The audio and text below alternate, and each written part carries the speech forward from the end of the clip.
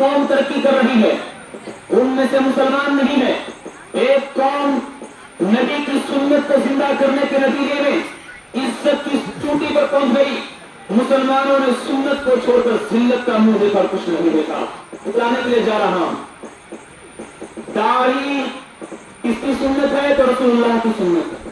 ٹوپی لگانا, پگڑی باندھنا کس کی سنت ہے تو رسول اللہ کی سنت ہے. مسلمان کو داڑھی سے کوئی مطلب نہیں, مسلمان کو پگڑی اور ٹوپی سے کوئی مطلب نہیں. پگڑی جب باندھتا ہے جب شادی ہوتا ہے تو اس کے بعد تو پگڑی بھول جاتا ہے پگڑی کیا ہے. دکھانے کے لیے جا رہا ہوں, آج کے دور میں صرف پنجابی عزت کی چوٹی پر ہے. آپ نے کسی پنجابی, چاہے پنجابی کا بچہ ہو جو 18 سال اس کے داڑھی, چہرے پہ داڑھی آ گئی ہے, وہ داڑھی نہیں کٹاتا. چاہے سکھ کا بچہ, پنجابی کا بچہ چھوٹا ہے لیکن پگڑی ضرور باندھے گا. نبی کی سنت کو زندہ کرنے کے نتیجے میں اللہ نے اس قوم کو عزت کی چوٹی پر پہنچا دیا اور آج کے دور میں اس قوم کو سردار کہا جاتا ہے. داڑھی اور پگڑی اور ٹوپی کتنی بڑی چیز ہے. آج کسی سردار کو, پنجابی کو آپ بھیک مانگتے نہیں دیتے ہو لیکن مسلمان بھیک مانگتا ہے.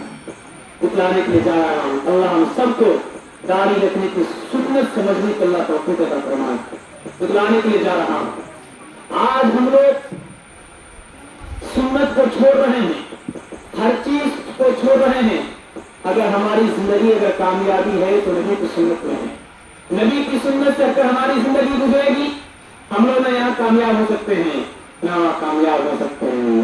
انشاءاللہ نبی کی سنت اپنے چہرے پر سجائیں گے انشاءاللہ. نبی آتے رہے آخر میں نبیوں کے امام آئے, نبی آتے رہے آخر میں نبیوں کے امام آئے, وہ دنیا میں خدا کا آخری پیغام لے آئے, جھکانے آئے بندوں کی جبھی اللہ کے در پر, سکھانے آدمی کو آدمی کا احترام آئے. وہ آئے جب تو, وہ آئے جب تو عظمت بڑھ گئی دنیا میں انسان کی. وہ آئے جب تو بندوں کو, وہ آئے جب تو بندوں کو فرشتوں کے سلام آئے. بلانے کے لیے جا رہا ہوں, آج مسلمان نصیحت بیان سنتا ہے, عمل نہیں ہے, اس لیے ہمارا سننا بیکار ہو جاتا ہے. ہمارا سنانا, کسی عالم دین کا بیان کرنا بیکار چلا جاتا ہے.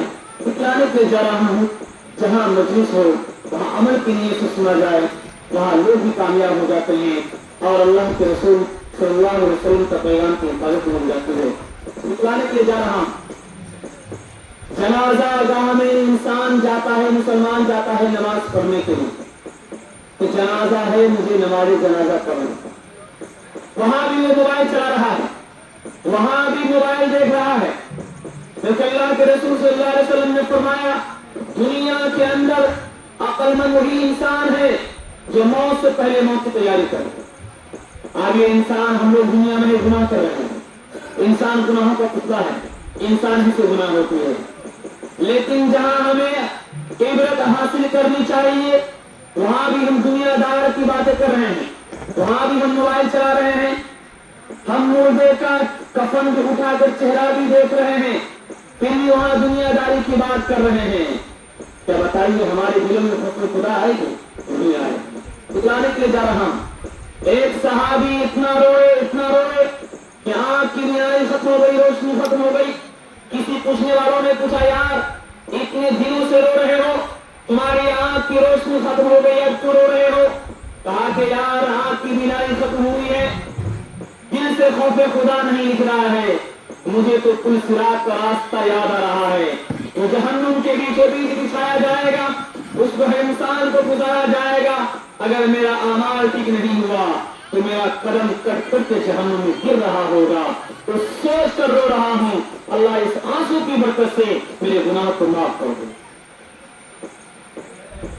حضرت ابوبکر صدیق رضی اللہ عنہ جیسے ہی قبرستان جاتے ہیں इतना रोते हैं कि आंख से आंसू जारी हो जाते हैं और दाढ़ी मुबारक आंसू से तर हो जाती है।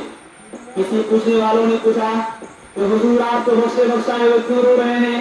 कि यार ये जो कब्र में जो इंसान पड़ा हुआ है ये कल मेरे जैसा बोलता होगा, चलता होगा, हंसता होगा, फिरता होगा, लेकिन कल मैं इसके जैसा हो जाऊंगा, ना मैं बोलूंगा, ना मैं किसी को देख पाऊंगा, ना मैं किसी से मुलाकात कर पाऊंगा।